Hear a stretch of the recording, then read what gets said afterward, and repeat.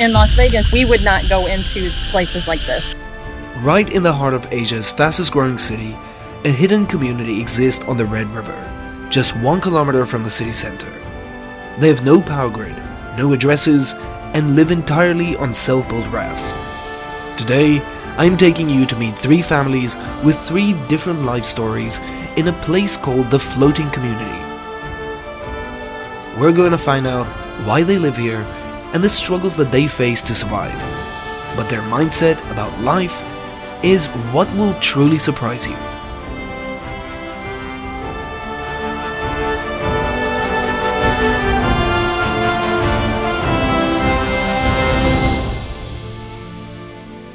Hanoi is the capital city of Vietnam.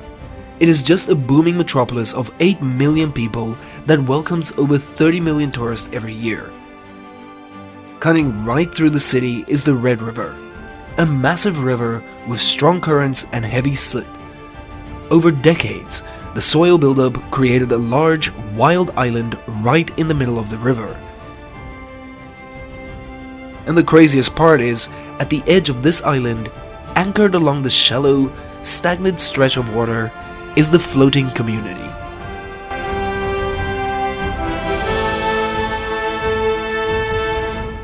This is the place where dozens of drifting lives have ended up seeking shelter. Their life on patched up rafts, no home addresses, no official ID papers, and absolutely no public electricity. But a friend of mine had told me that even with these conditions, it is still better than some places in the US. In America, we have crazy inflation going on. The cost of everything is getting so expensive, people can't afford their electric bills, they can't afford food on the table, and people don't realize how expensive things are getting for Americans. And so what's happening is a lot of people are ending up homeless because they can't afford the day-to-day necessities. And so they might be on what's called a Social Security check, which is a check from the government, and that's all they get, but they find it's not enough to live on. So they become homeless and they live off their Social Security checks, and they may not have like drug problems or sickness or something like that. Yeah, I heard that. But they live underground. We have tunnels that go under the city. And so instead of living on the water, they go under the city and they live in the tunnels because they find it's a cheaper way to live. It's a life completely off the grid, floating right beneath this expensive city, a temporary life that has never known this world settled. Interestingly, not many locals know about it, but a specific group of foreign tourists do, and they come here to explore. Right now, we're going to meet someone very special. She doesn't actually live on the water, but she knows this place inside out. How many families actually live here? As I know, it is about 43 families. 43? That's quite a lot. In some families have 6 to 7 people live together, and the other at least 1 person or 2. In some families only have old ladies. They live alone.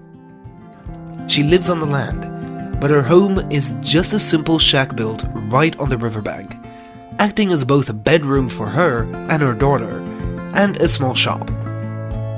Do you have anything to fret when staying here? Number I don't. The old days were more desolate, but I'm not afraid. She is the only vendor here.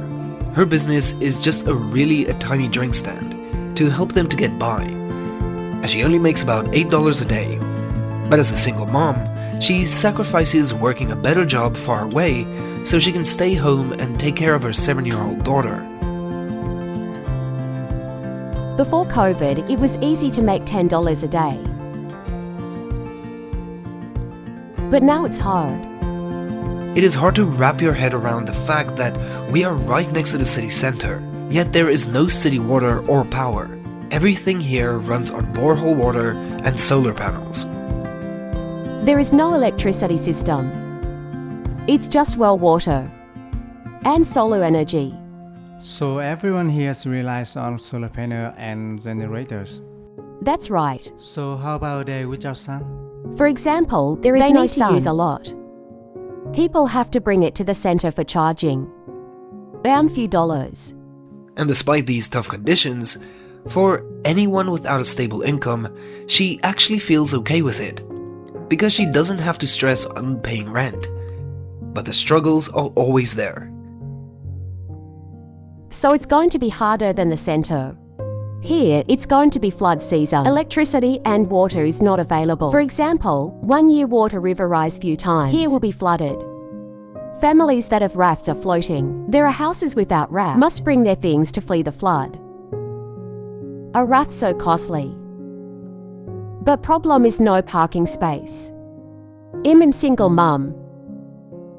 Cannot handle everything. That's how hard it looks. So when is the water up and when is it down? Is there any danger? It's going to be around from June to August. Surviving this extreme weather is hard enough, but dealing with the judgmental looks from society is a million times harder. There are some kids will be overthinking and has an inferiority Do complex. people treat your daughter differently because she lives here? I don't care what people think of my child. What matters is how I am. Because I raised my child. People don't. So how does it feel? Is your daughter comfortable growing up here? My child is carefree. One time, she got back and told me, my friend called me Pool.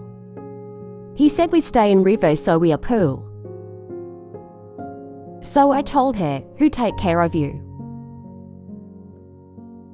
She said, Mom, so it doesn't matter what people think of you. The most important is to be good at learning. I don't care what other people think. As to get a deeper look at life here, I left the first house to step onto the floating home of an elderly family. She's one of the oldest residents in the community. She's been here for about 40 years and has witnessed so many changes. Just trying to get on the raft was a challenge. I had to walk across this shaky wooden plank, and one wrong step means you are taking a swim in the river.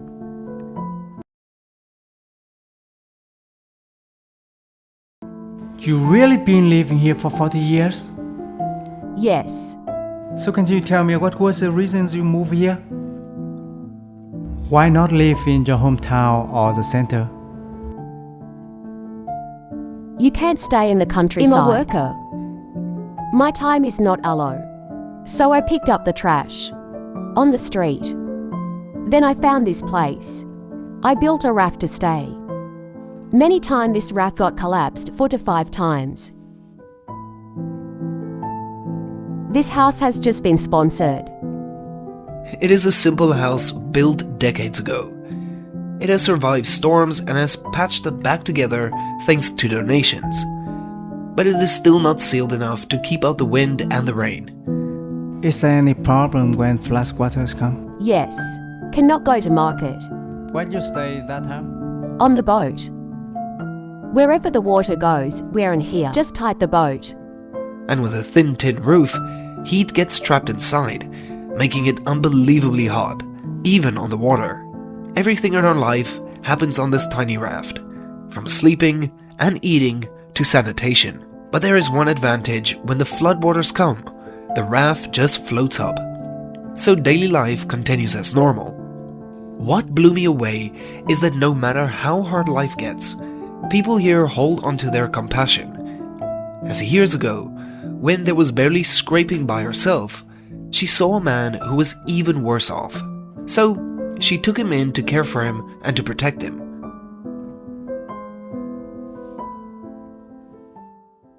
This left home when he was a kid. He was in Kaobang and he left. I feel pity for him. No house, no parents. He was dippy. I'm standing up for him. They bully him all the time, so I protect him and take him here. People despise him, but him not. The younger people here go out to do manual labor, but the elderly, like them, who can no longer work, survive entirely on the help of their neighbors. A simple meal, eating whatever they have, just two lonely souls relying on each other. Is this hot staying here? Not enough to eat. There's nothing he can do. He's crazy. His eyes hurt. No one hire him. Lacking many things. There is no gasoline. Although the lives of both parents are quite difficult. Yet she feels so deeply connected and completely satisfied with her life here. Are you happy living here? Yes, my mind is free. No compete to anyone, no argument. Live in peace. I don't have money, but I'm happy. I love everybody, so I'm happy. Finally, I visited the third home. He faces the toughest circumstances, but his willpower had shocked me the most. He tragically lost a foot when he was young, and he doesn't even officially own a house in this community. But he is the most positive person here.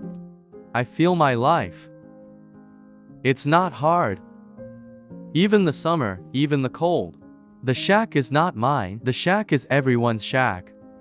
Do you have any job?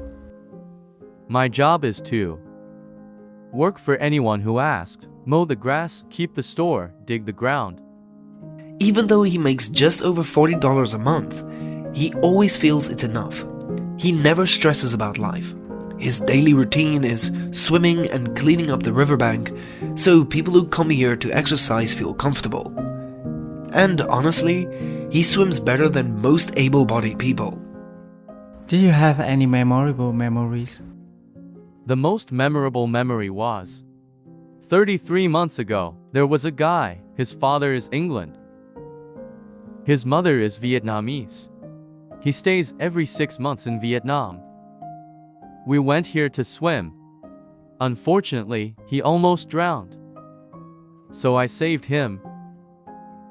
So he thanks me by taking a picture of me and stick a photo on the door. It is a simple life.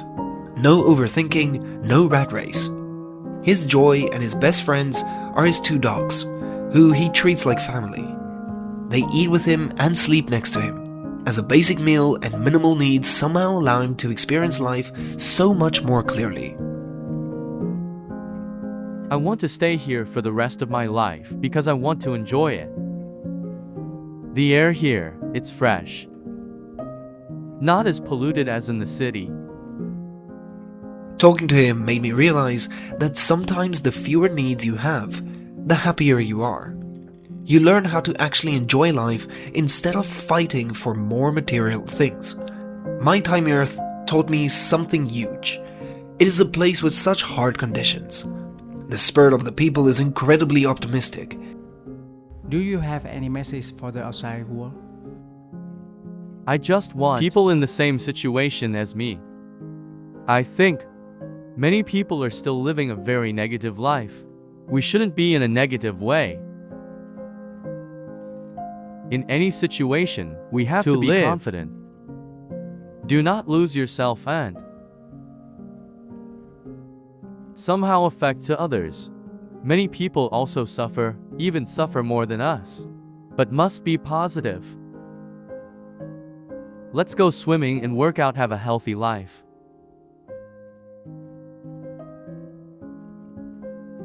And as I walk away, I couldn't help but ask myself, are the people in the floating community truly poor, or are they actually rich in their own souls?